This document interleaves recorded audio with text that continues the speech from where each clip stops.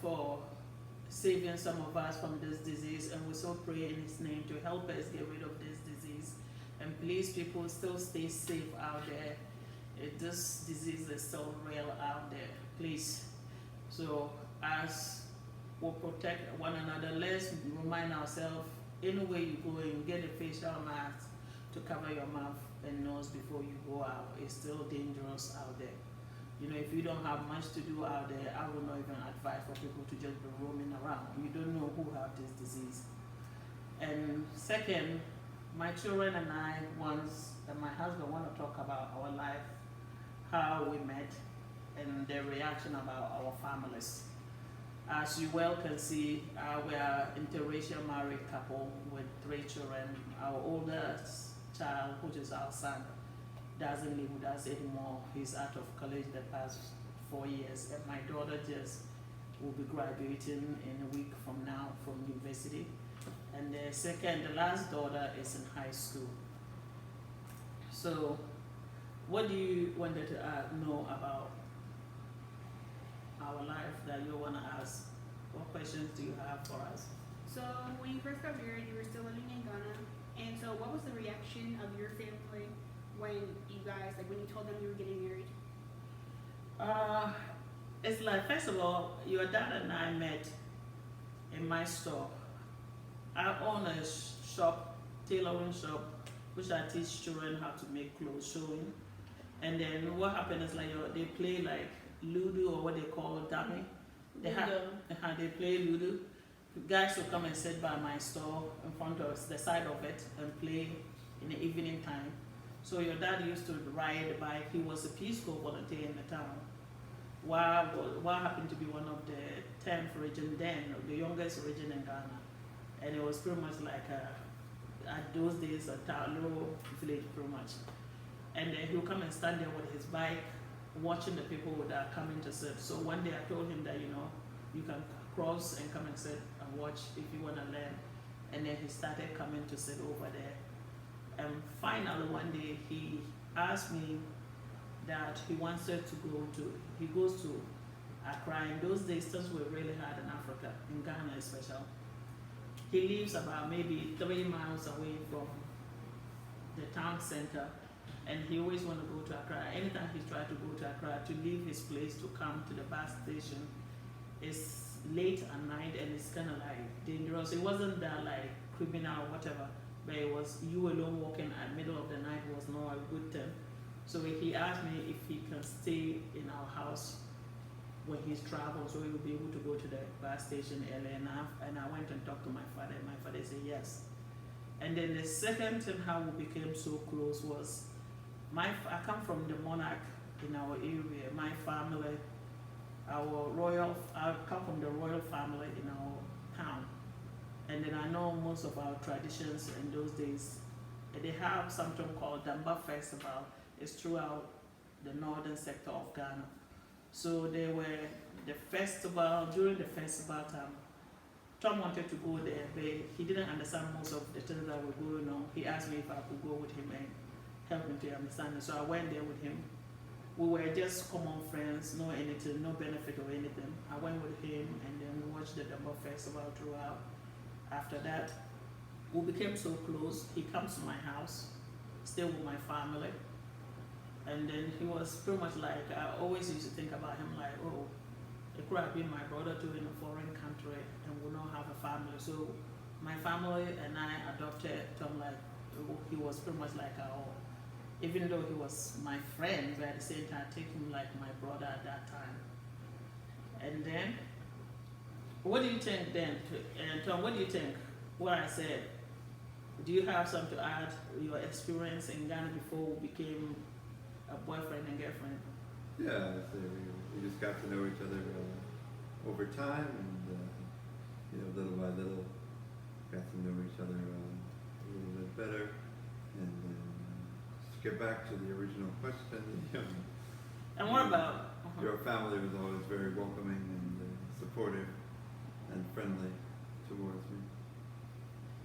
Yeah, and that was it. So finally, after his Peace Corps volunteering was ending, he he was looking for a job in Accra, and he asked me if I wanted to go. By this time, I knew he was interested. Where like we started dating each other, and I was in school in Kumasi.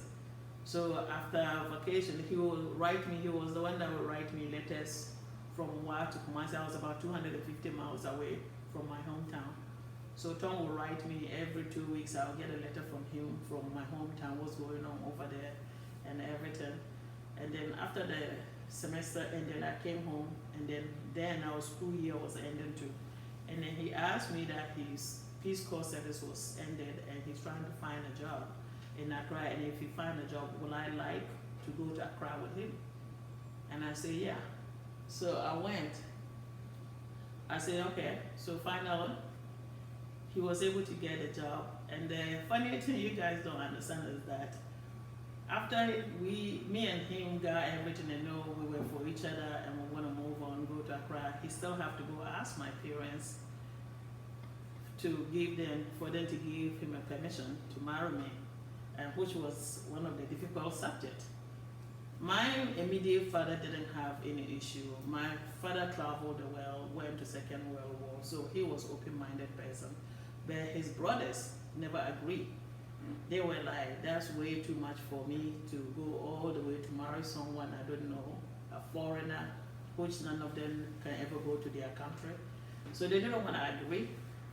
And my father was the only one that called me a couple of days later and told me, do you like the guy? And I said, yeah. And he said, if you really like the guy, nobody can tell where we're all from. So we're all human beings. And if the guy is a nice guy, and I think he's the guy for me, I should go ahead. Even though, because in the African culture, your immediate father cannot give you to marriage. The uncles are always the ones that will do your marriage stuff. The engagement, the dowry and all that. Finally, they left. You guys brought what? You went and who did you get to help you? Did you remember? I think it was Mr. Pubi or Mr. Ali from the school, the vice principal. And then the principal, right? The principal, or maybe both. Both of them, what did you take to my people? The traditional gift of the nuts. Cola nut and things. And then finally you left it there, even though they were having questions. They took it and were thinking, and then once they took it, Tom and I went from Wa to Accra. And then there we had a traditional state marriage, registered marriage, right? And then we stayed there for a year. And Tom worked for the embassy school for 1 year. And then from there, we came to America. The first city we came into was in Chicago, right? I flew into O'Hare. And to be surprised, let me surprise you guys. That day, if I were to have a return ticket, I probably would go back to Africa that day. The first movie I watched about Chicago was The Fugitive. And everything was like tile, you don't see dirt anywhere. After all, we didn't have like grasses here, everything is like cement, fancy glass. And when I came out of the airport and I saw that, I'm like, really? I was in shock. But I was like, okay. All my life as a young kid, 5-10 years old, I always tell my friends that I'll marry a white guy. So when that thing was presented to me, I started either doubting or questioning myself, was I making the right decision? And then we went to Iowa to stay with my in-laws. From the airport, we took a car and drove. My mother-in-law came and picked us up, drove us all the way to Iowa. We stayed in Iowa for a couple of weeks, and then we moved to Chicago. And then we started life over there. Our firstborn was born in Chicago. Tom had a job over there, working for a consulting firm. My firstborn was born there. And what do you want to ask your dad about their family side? So how was it when you first came with your family, Dad? I think they were a little bit surprised at first that I'd gotten married, and I had gotten married to an African, but they were accepting and welcoming. Yeah, I didn't. To put myself in their shoe today, I would feel the same way too. Imagine your son went to Africa to work for volunteer and Peace Corps, And then all of a sudden call in the middle of a day to tell you that he wants to marry to a black African, which you have no knowledge about their culture or anything. It's just the same way that my uncles reacted. But even though they accepted Tom even like a son to them before they realized that later on we were trying to get married. I didn't judge them either because living where they are and their neighbors, everybody that they know didn't have that many black friends. And all of a sudden, a son curious enough to venture out of Iowa to the well, to return back with a black lady, an African. You know, every mother will feel the same. And I put myself in their shoe at this moment and I realized even me, if I were to be the one, I would react the same way. What do you guys think? Yeah, maybe back then the world wasn't as interconnected, so you wouldn't have known about other cultures. I feel like it's a little bit more normal now. Yeah, that's true. What do you think, Tom? What do you have to add? Yeah, I think what Alexis said is right. Things are a little bit more different now. I remember when we first moved to Chicago, and then you're right about what you just said, that things are more different today. I remember when we first moved to Chicago in the early 90s, and then the only time we were a couple is when we're in our apartment. When we go out, you always have this feeling that people look at you weird. It's not like you had a feeling. People would look at you, and I could remember my own black people. Some people would call me, talk to me directly like I'm a trader, trading my culture or my whatever it was. And the sad thing was that here was a lady, a girl who grew up in Africa, whereby we didn't have racism over there. I didn't know anything about racism. As young as 10 years old, my father's best friend was a Canadian.